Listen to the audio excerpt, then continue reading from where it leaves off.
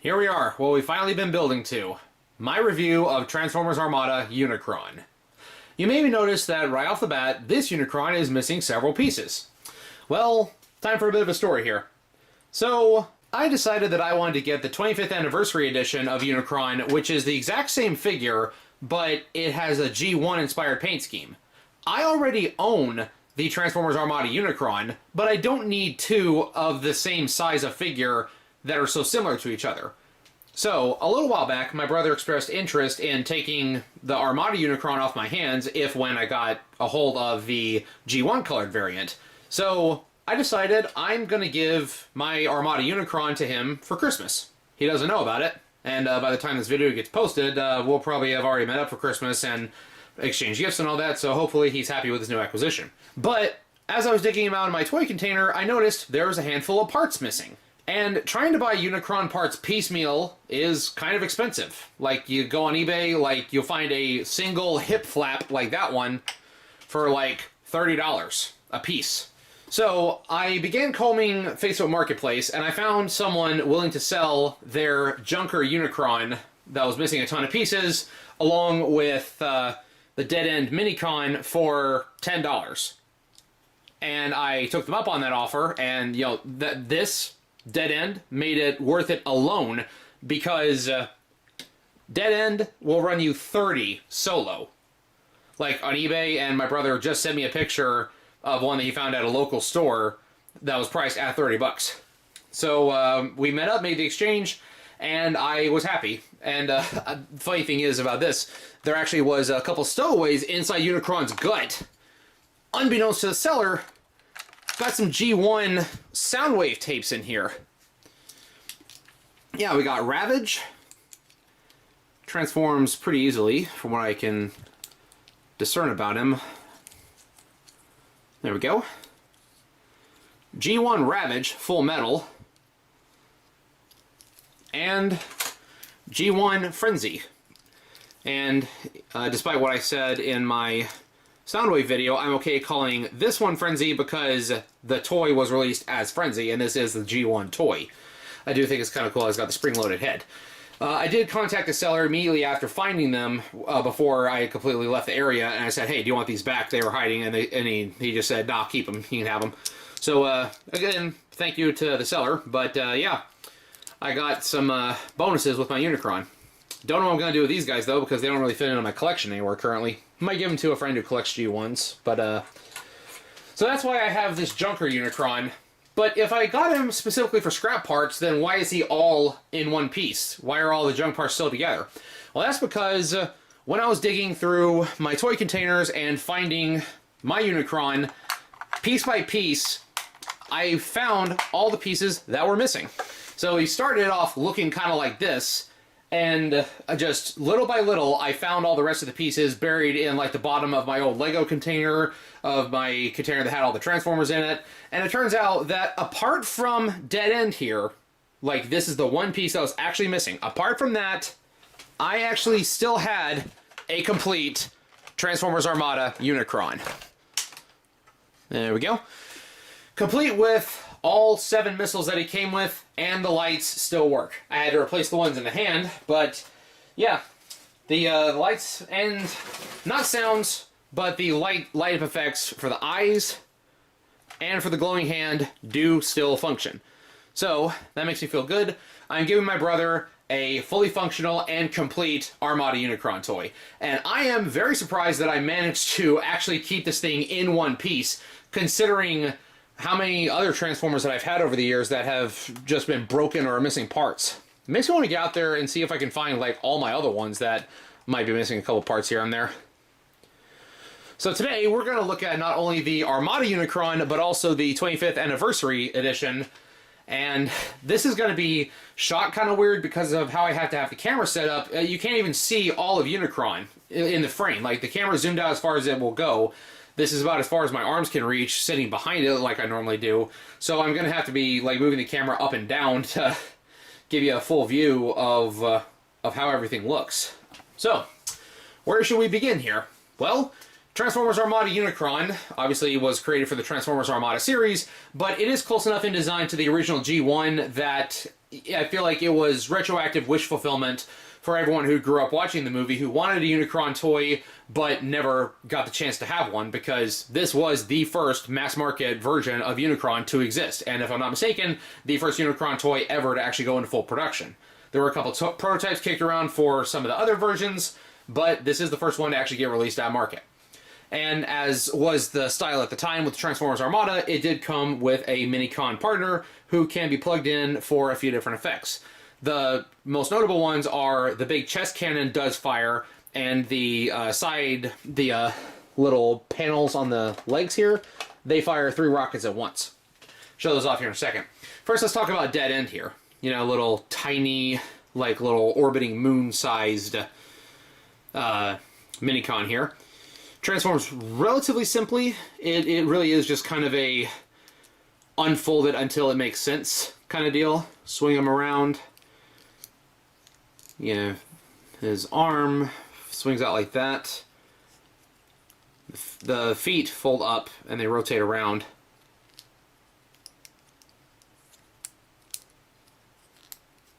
I think I actually need to swing the back. There we go.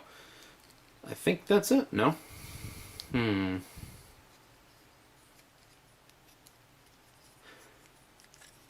think that's about as close as we're going to get here. He does look like he could possibly hold something in this hand, or lack of hand, because there's like a little peg right there. A little notch. But, no, he doesn't really hold anything. So yeah, that's Dead End here. And I do think that out of every Transformers name they could have used to represent a Minicon for Unicron, Dead End was the absolute perfect name. This is actually where I first heard the name Dead End. Despite growing up with the G1 Transformers movie, I didn't grow up with the entire cartoon, so I didn't see the episode when the Stunticons were introduced until much, much later. But yeah, Dead End being Unicron's Minicon partner, I think it's fantastic.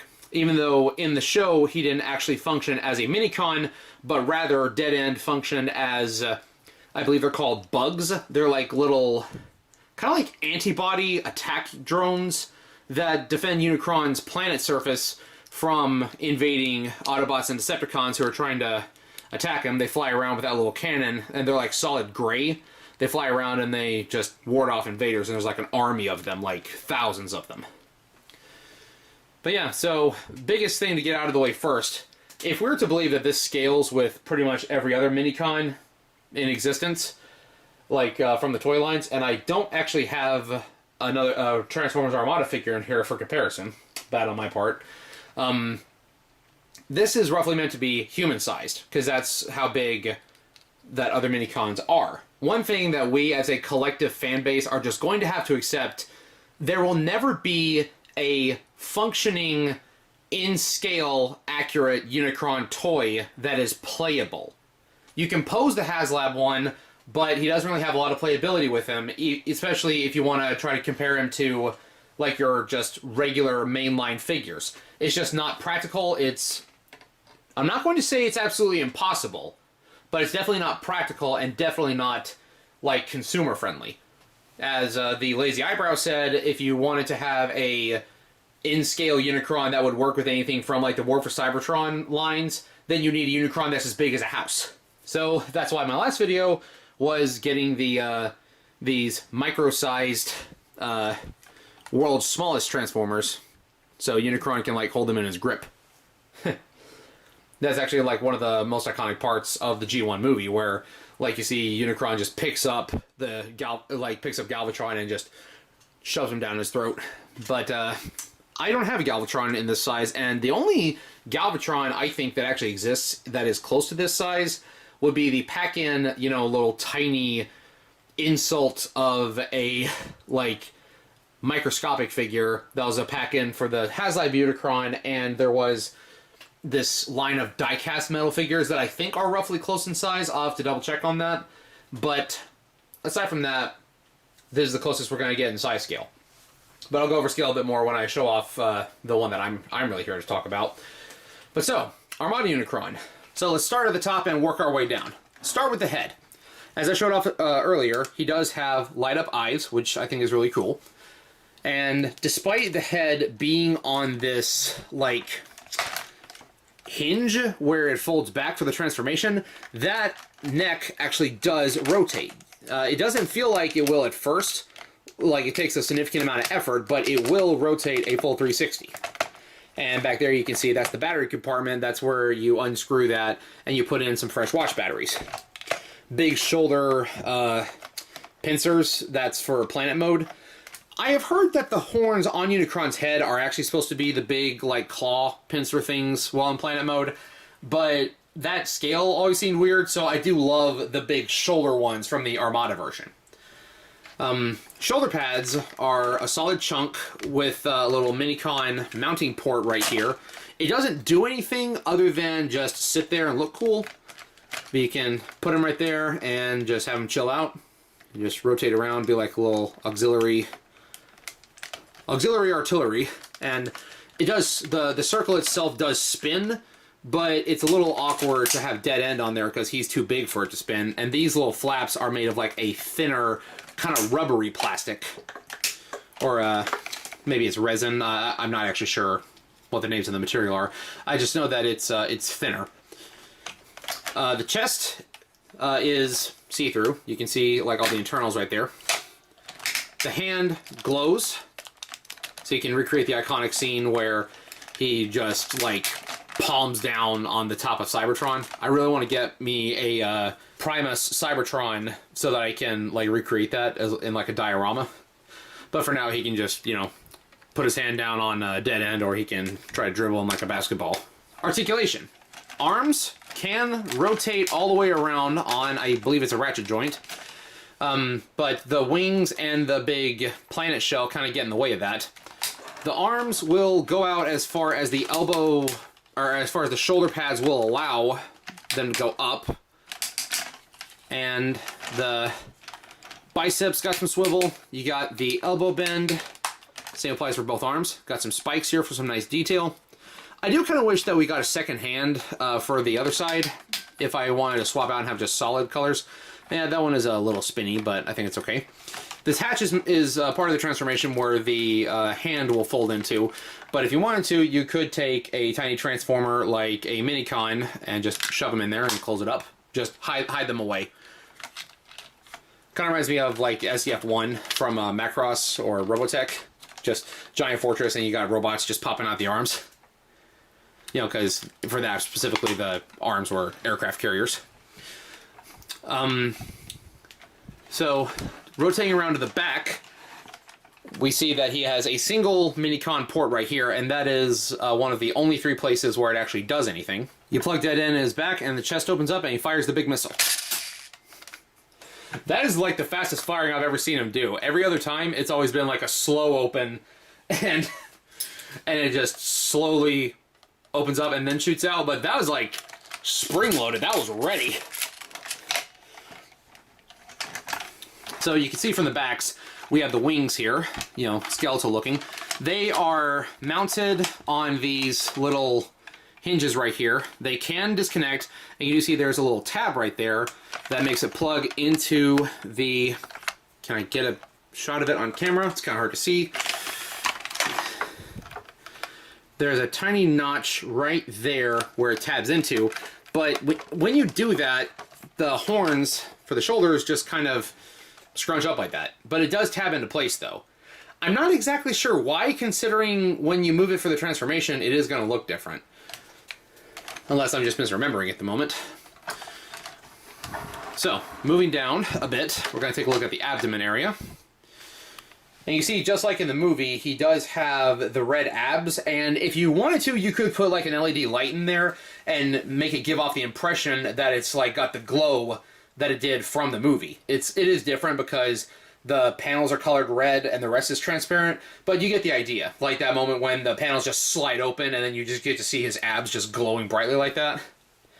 You got these panels that move. Again, a lot of this is articulated specifically for the transformation.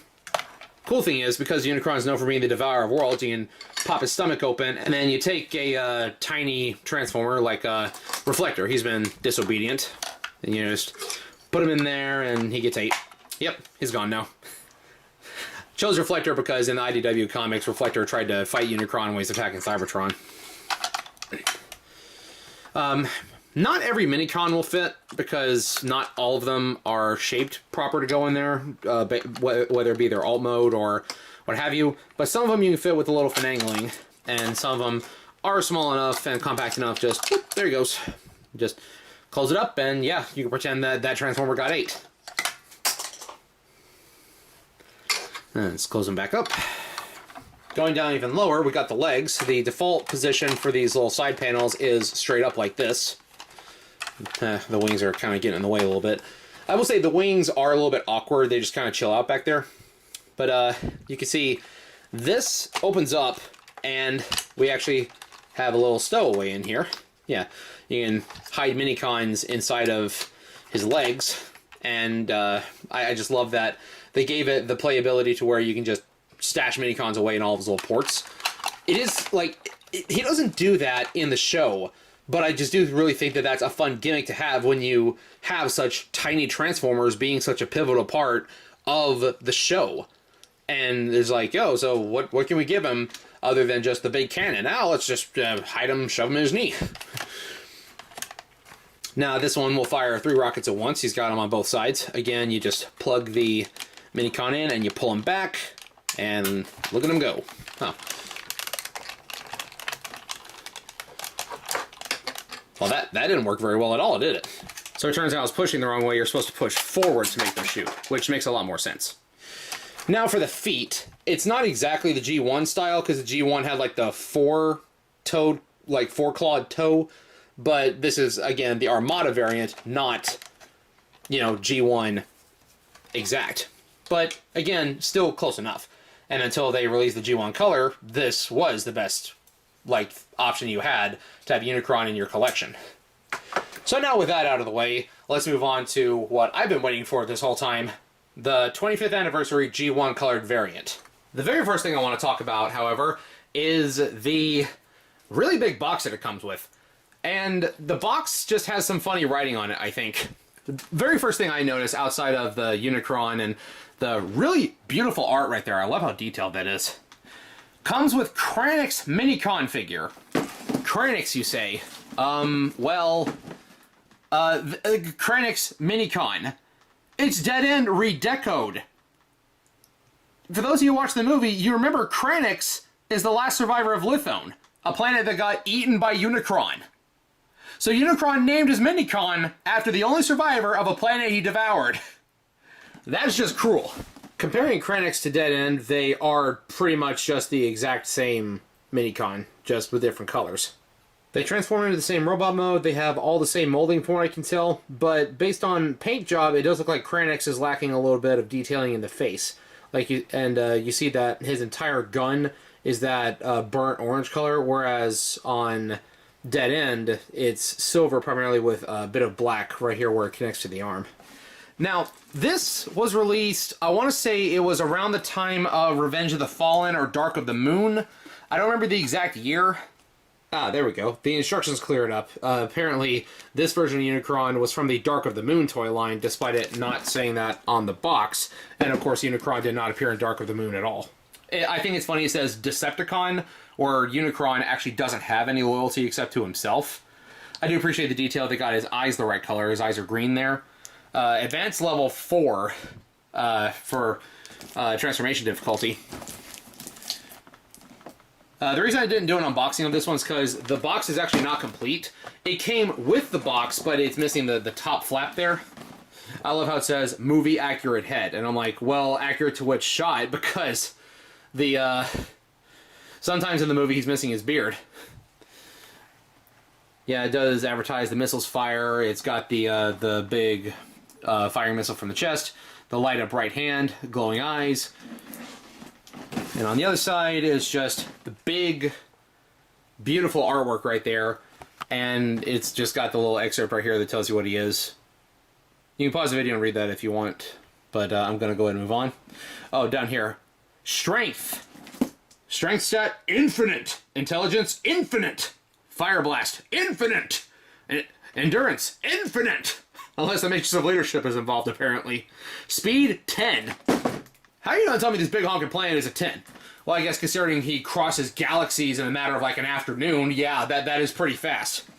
Rank, 10. Shouldn't he also be infinite because he's basically like a dark chaos god? Courage, 10. Skill, 10. I would say debatable on skill. Courage, I don't know if he's got courage. More so just apathy and just being aloof. All he cares about is consuming things. Everything is beneath him. But yeah, you can see it is pretty much the exact same figure, but in a more G1 style deco. And there were a couple of other versions that were G1 movie versions of Unicron. Like the 30th anniversary version did the same, but I like this color scheme better because the grays are a little more metallic, it's got a little more shine, and I like the shade of blue on this one. Now, I'll give a better color comparison here in a second, but I'll explain why here in a sec.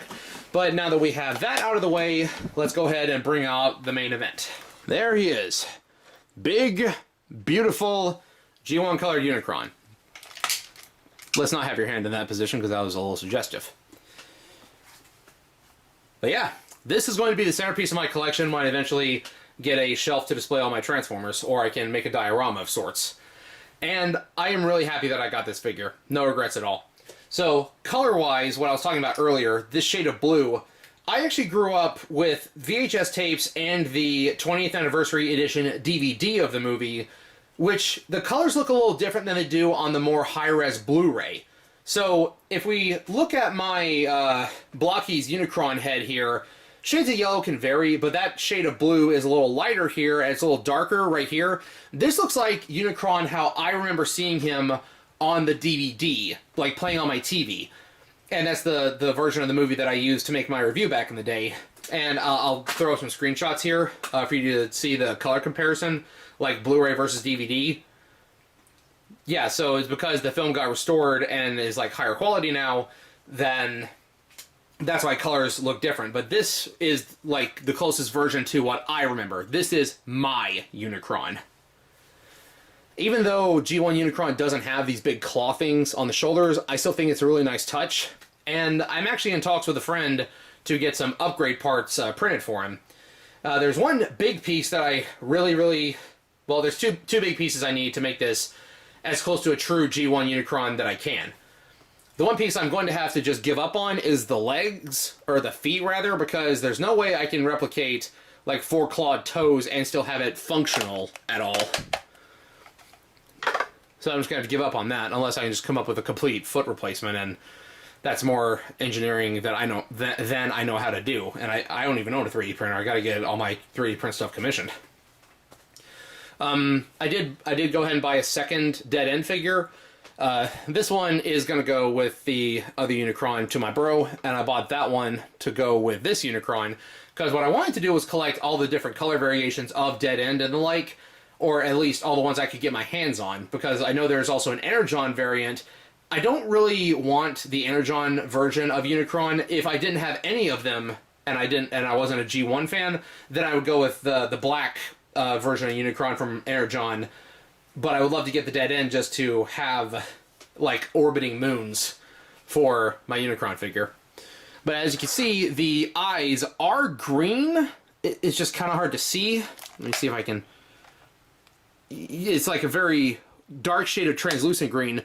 They do light up red when you press the button, which it's a little harder to see on this than it is on the other one. And these batteries are still good. But I do appreciate that they do still light up red, because in the movie when he first revealed his head, you know, boom, red eyes. Although I do kind of wish that they would have been, they would light up green or blue instead, because that would mean that he's actually shooting his eye lasers like in the movie. The hand still glows red, which, you know, the movie version doesn't do that, but I'm not going to complain at all. Hands are pretty well articulated. I meant to talk about that earlier. You got the thumb swivel, and you got digit articulation, like in the middle. And if you want to be naughty, you can make him flip the bird, but we're not going to do that. Instead, we're going to make him rock on. Rockstar Unicron. That's what we got right here. He can't, like, split his fingers open, so he can't give you the live long and prosper. But, you know, close enough. Articulation is exactly the same as the Armada figure, but there are a couple of mold differences. You noticed on the box earlier, it did say movie accurate head. Well, the heads are a little different here. You notice the shape of the helmet is a little different. Like, you can see that this actually looks more like Unicron's actual kind of Darth Vader style helmet that he's got going on, whereas this one is more like chiseled. It's like more angular down here at the bottom. So the entire head is different, and you can tell the expressions are different too. Like that's got a very defined cleft in the chin. That is it's the beard that he's known for, and well, the mouths are different. This one's closed. That one is kind of like half open and kind of a sneer.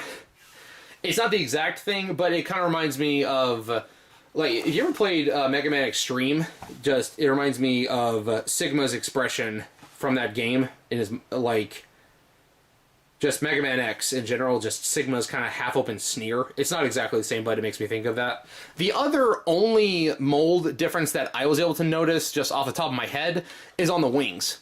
So, you swing this around, and there's no tab right here.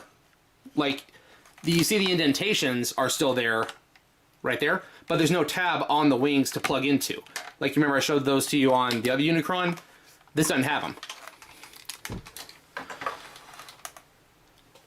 You may have also noticed that the shell pieces are not attached to this one at the moment. That's because they are removable, and when I display him in robot mode, because G1 Unicron doesn't have those, I'm just going to have mine with the wings. But here is the shell. It is, there's half of it, here's the other half. They come together. Yeah, instead of being an actual full transforming ball, it transforms into like a half ball, and then you got the shell sitting on top of it. That's where it plugs into. There's a little bit of paint rubbing right there, but oh well. I'm pretty sure I've seen this exact shade of paint in stores before. I could like get in make touch-ups if I need to. So, now, the reason I was showing off all those tiny Transformers last time is scale. Let's talk scale. So, again, iconic part of the movie where he just closes his finger and thumb around Galvatron and then just raises him up and has him as a snack. But Megatron is the closest I have, so that's what I'm going to have to do. Dinobots. There's an iconic scene where the Dinobots are fighting Unicron in space. Of course, me Grimlock kick butt, but then you turn him around and realize he doesn't have a butt. Yeah, he's got front hip flaps, but he doesn't have any butt flaps, so Unicron's gonna have to kick him like right in the center. Unicron, no. Grimlock's gonna have to kick him right in the center. You want the more G1 style, you got this version. A little bit bigger, a little bit out of scale, but you can have him kick the butt. I am working on getting some butt flaps 3D printed for him.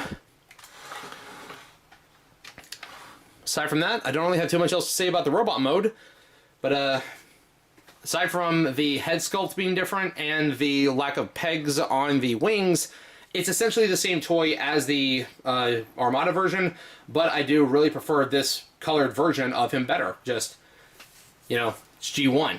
Like, the 1986 movie was my childhood, so I just really like it. Oh yeah, last thing I wanted to do. Another reason that I opted for Bumblebee and RC, like, I decided to get the world's tiniest Transformers. It did include these. I want to make sure I had them. If you want to try to reenact the movie, you can take RC and you can take Bumblebee and shove them inside. Because Bumblebee got 8 and RC went in through the eye. How's the size comparison for the eye, by the way? Yeah, that's about how tall he stands on Unicron's shoulder. Quintesson ship wouldn't quite fly through the center. But let's have a little size comparison with some other tiny figures, shall we? So we have the Blocky's Unicron head, which is pretty much double the size. I wonder if that would actually fit on there if I removed it. Probably not. Then we have the Autobot shuttle. That was the pack-in with the Blocky's head. That actually is pretty close in scale, if we assume it's roughly the same size as the Junkion ship. Because you remember that he was able to grab the Junkion ship in his hand and crush it before just flinging it off into space. So that's actually not a bad look right there at all. Another tiny ship that I found out in my toy chest is this Javelin from Justice League. It was a Burger King toy from back in the day. It's not exactly Autobot, you know, or Decepticon-like themed, but I feel like it could fit in with a big space battle. You know, size scale there for you, just to give you an idea. And then if you want to compare his size to modern figures, well, let me slide him back a little bit and bust a few out. Alright, so with the camera adjusted as well as I can get it, here is Unicron with a handful of figures who were present in the movie. Different Optimus Prime stand-in right there because I don't have a G1 style Prime that is in this scale yet. So Laser Prime with the target deco will have to do. So yeah, this is how Armada Unicron stacks up to a lot of just current scale figures. We have Classics Megatron, Laser Optimus Prime, Scourge, what have you, this scale. Studio Series 86 Cup, Earthrise Starscream, and the same will go for the other Seekers. We have Legacy Blitzwing in dramatic capture colors, and over here we also do have Galvatron just over there standing with him. These are all characters that were in the movie and were relevant, again with the exception of that Optimus. But this is how the figures on their own stack up to him. Unicron still towers over them, but again, scale is never going to be 100% accurate. But I feel like that's fine. These are toys. They're meant to be played with, they're meant to be enjoyed. Although I feel like the closest scale you could actually get is if you want to play with the world's smallest Transformers here, or that are in a similar scale to them. And you know the best option here is UB Unicron. Yeah, that's about how tiny Galvatron was based on that one shot, and then Unicron just picks him up like this, and you just, well, don't swallow him. I'm not responsible for anyone choking on tiny Transformers. Do not actually consume them. But if you want a size scale, yeah, you just be Unicron while you're playing. You can play with all the tiny Transformers and be the chaotic god of destruction as you control their world. So, for robot mode, that's the best comparison I can give. You know what? One more, just for comparison's sake. Move over Megatron. Ultra Magnus is here. And Ultra Magnus is actually standing up pretty tall right here. He's about half Unicron's height. You know, not a bad comparison here. But again, these are toys. So the scale is never going to be 100% accurate. And even in G1, in the cartoon, even in the best seasons, size scale was all over the place. You had car-sized robots that could perform jet judo on F-15 sized robots while they're in jet mode. You have cars driving from North America to Africa, implying they either went under the ocean or went across it. It's just a bunch of people being nitpicky over things that honestly they don't really have to be. While it would be fantastic if you could recreate some of those shots, again, that's why we have these like little micro figures to get as close as you can. And you've heard me dunk on the HasLab one a lot, and no, I've never owned one. But I have watched several reviews of them, and I've seen pictures, I've heard testimonies that it just isn't really a good play thing. Like, it doesn't really have any, like, playable components. There's no, like, little panels you can open up and shove mini-cons in. There's no, like, big rocket launchers like that. And it's one problem I'm having with a lot of the reissues of Armada figures, or not reissues, but modern versions of, like Red Alert, and Armada Starscream just recently got new figures. The fact that they took away Minicon functionality, that was like half the fun of the figure. So while with the HasLab one, you do get a nice chunk of plastic that is a nice deco piece, you don't get like things like the firing missile. Yeah, that's about the speed I expected the other one to shoot at. You don't get the big firing chest missile, you don't get the 3 rockets on the bottom, and you don't get like just all these random ports to just stash minicons on the HasLab one. There's no like additional play features other than just it's really big and it's really well articulated. So even though I've never owned the HasLab one, I don't really think I'm missing out too much. I would rather my toys be fun rather than just a collector's item.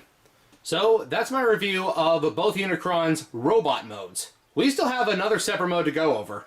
I'm only going to show you how to do it on one because it's the same transformation process and it is not complicated per se, but if you want to do it without parts forming, it's complicated. It's just easier if you just detach things and reattach them.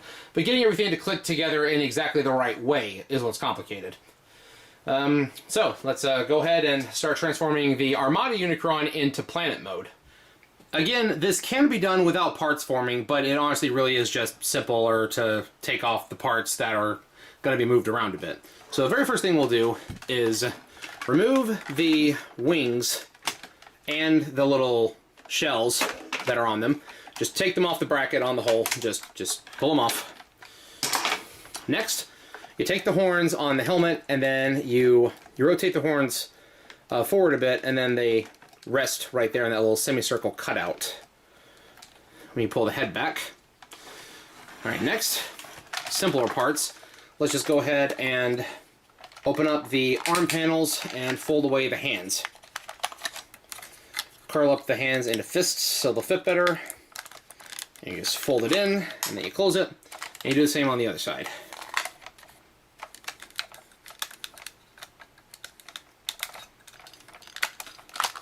Again, for the more simpler parts, just to get them out of the way, the feet, you're going to want to make sure that it's angled to where that little black piece isn't completely inside the foot, and then you just curl it up and you turn the front toe around. I think it's funnier that the heel is the back part.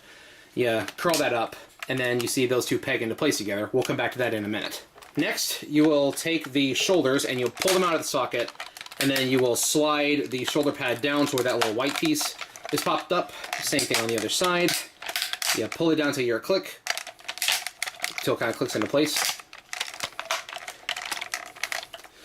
And then you will take the crotch piece, the cod piece, and pull it forward. And you flip the panels out. And by pulling the crotch piece forward, you give it enough clearance to where you take the arms, you bend the elbows, and then you see the pegs and the slots right there, and you connect them in the middle. You gotta make sure that you have the fist in there all the way, so that way the panels line up correctly. There we go. Then you pull it back up and you just kind of let it sit right there. Next, you're going to take the legs, and then you flip the missile launchers down. You take the feet, and you make sure that they are lined up to where they can tab into each other. Again, that's why you got to make sure that the little black piece on the ankle joint is lined up correctly. And then you connect them properly. Then you fold the feet up like that. Then you're gonna take his legs and you're gonna fold it over like that. Oh, and then his chest cannon's gonna fire when you weren't ready for it. Close that back up. So then you have this right here kind of forming the lower half of the planet. You can see it's kind of rounded right there. And then we're gonna take the parts that we disconnected earlier. And then you're going to reattach them in their appropriate spots where they go. You can tell there's a little curve right there, curve right there. This plugs in here. I think I had the pegs on the wrong side earlier. You remember I said it's got these tabs that connect into the back? They're not supposed to connect into the back in a robot mode. It's for planet mode, and I never noticed that before. But yeah, so that one goes right there. Make sure the tab is lined up. It's supposed to tab in planet mode, not robot mode. But apparently the newer version decided to just forego that. It is actually easier to connect these into place if you have not already folded up the legs. So then you connect that. There it goes, and the big tusks are getting in the way. There we go. High quality video, am I right? And I still gotta swap out the shell to the other side because, again, I had them on backwards. Once you have both shells on the correct side, you will fold them over and make them go over the tusks like that. You bring them together in the middle, and they will connect, forming basically a hemisphere, half circle. And then you can see there's some pegs right there at the bottom. Those need to tab in right here. Those little notches right there. So you gotta make sure that it is all folded up and crunched up correctly. And I think this is the first time in 20 years I've actually mostly correctly transformed this thing. I don't think I can quite get... Yeah, there we go. I think I got them in place. Kind of hard to stay, but as long as it's got its planetoid shape, that's really the most important part. As for the rings, the wings, I didn't talk about these in robot mode, but they fold out like that, and they do spin and rotate as they should for planet mode. Now, you do want to make sure that you got these on the correct side as well. You see this one's got a little notch on that side, like a little cutout. The bottom piece does not. And you do want to make sure that they're lined up correctly with each other, because there is an indentation in the top right there where it needs to sit. And I guess you can, you got Unicron's crotch hanging out back here. You can just close the flaps up, or you can have them, however you like. You're not supposed to be looking at the back anyway. So then you connect the wings, connect the wing rings onto the sides. You connect the pieces to each other. In order to get it lined up properly, I find it's easiest if you have them connected on, if you have one side of the wings connected and the other side disconnected, and then you reconnect it after you've gotten the wings into place. And as for the bottom, they don't really plug in anywhere, they just kind of sit right there in the gap, so it's not nearly as hard to connect. I just now noticed that the place where the wings are supposed to connect to is, there's a couple of holes on the side of the feet right there.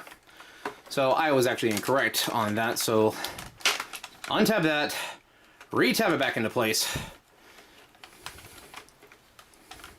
So you gotta make sure that the feet tab into each other, and you gotta make sure that the wings tab into the feet. And it all works together. Magic. And there we go. If that is not correct, that is as correct as I can get it on camera. Armada Unicron Planet Mode. I don't really have a stand to sit it on, so we're just going to have to look at it like this for a minute. Then, yeah, of course, you have these little panels here that kind of keep the wing rings from moving around. I wonder if they actually have... No, I don't think they have like a set position. Like which side, it doesn't really matter. It did on the... which side the wings are on. Like... because you see the cutout, the way it's shaped. I wonder if it actually matters like which way that thing is swiveled, because it's kind of like a Z shape right there.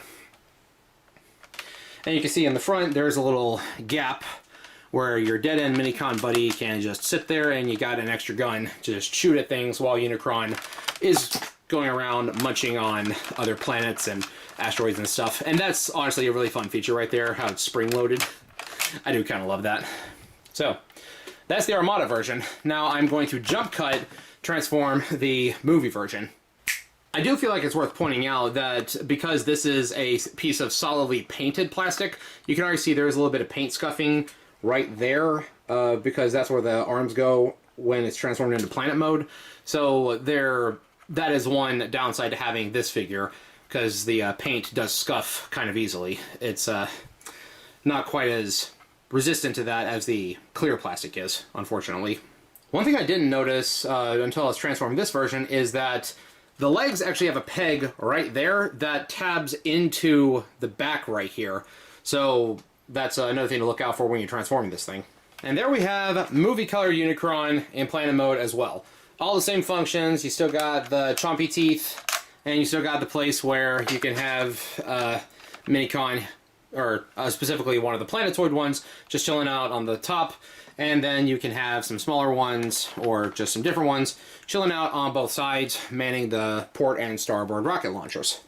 The only real determining factor as to which side is correct for the planetary ring here is the hollow side is on the back of the wing. The only reason I bring that up is because I told you earlier that the Armada one has the pegs that slide into place in the correct way. The movie-colored variant does not have those. There we go. So yeah, again, this Unicron is going to be the centerpiece of my collection, and this Armada one and its dead end will go to my brother. So, I'm just going to talk about the movie-colored one for the rest of the video, because functionally, both toys are exactly the same in planet mode. Anything that I say about this one, you can assume is the same for the Armada one, with the exception of the paint durability. I will say that even though the shell pieces can disconnect from these little side panels, you can see that there's a tiny bit of paint rub right there. If I can get the camera to focus properly for me, please. I think you can see it in that little slot right there. So I don't recommend removing it too frequently, otherwise you'll probably scuff the paint really bad. And there's a little bit on the top too. But yeah, I do really like this shade of blue, and I like how the metal is a bit shinier, like the gray. I do think like the center of the mouth being like bright red, or maybe not bright, but it just being red is a little bit silly. I don't know what color I would have made it, to be honest. It looks a little bit silly in planet mode, but when you compare it to the movie, well, it does have like all different kinds of colors, so I guess it didn't really matter what color they would give it. I really want to get like some of those like stress ball, little foam ball planets. I want to have them in like a diorama of Unicron just eating them. This is about the best camera angle I can get with the setup that I have at the moment. But you notice something about these, the rings? They got these little holes in them. And that means that you can just stick some Minicons on there. It doesn't actually do anything, like it doesn't activate any functions. He just got a ton of ports on both sides. If you wanted to fully load this guy, it's about 27 Minicons total. Because there's 12 on the ring, and then that's front and back. 12 times 2, 24, and then, you know, one for each side, 26, 27. 27 Minicons, fully loaded Unicron. And, it's just kind of ridiculous.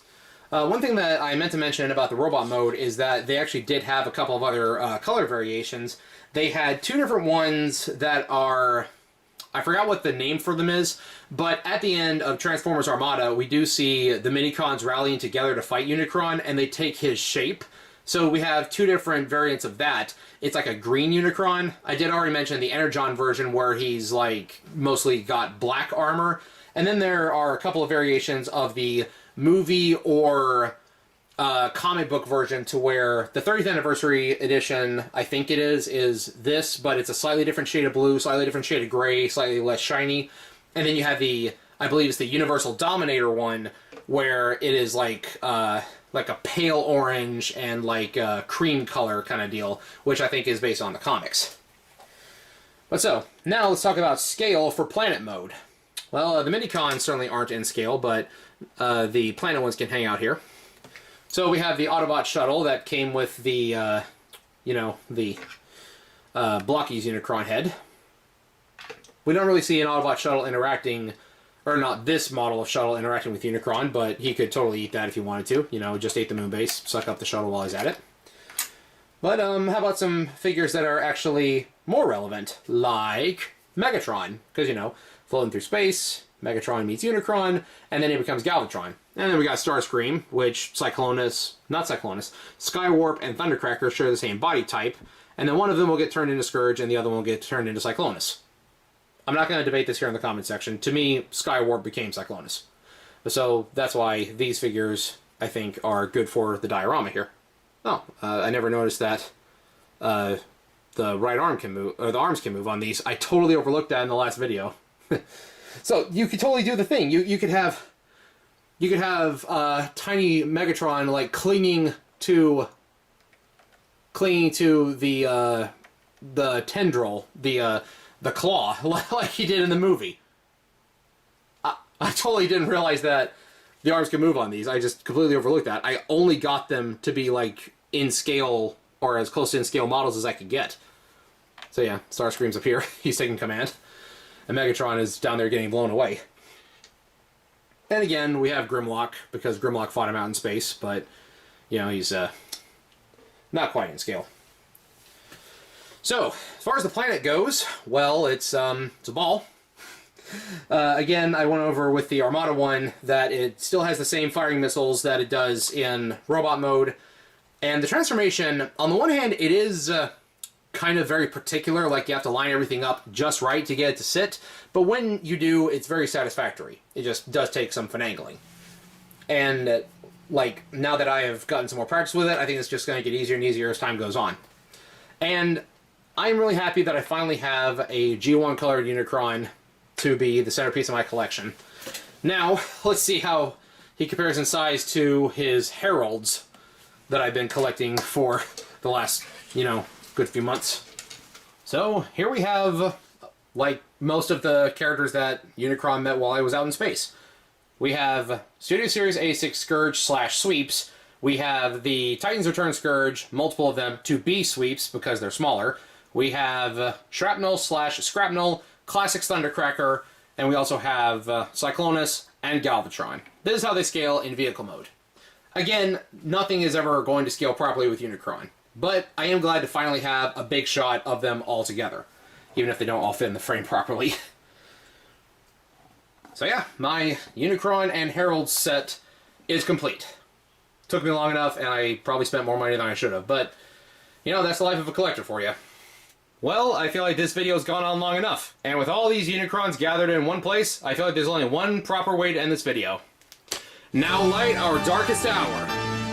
Special thanks to all Patreon supporters, including Mark Hastings,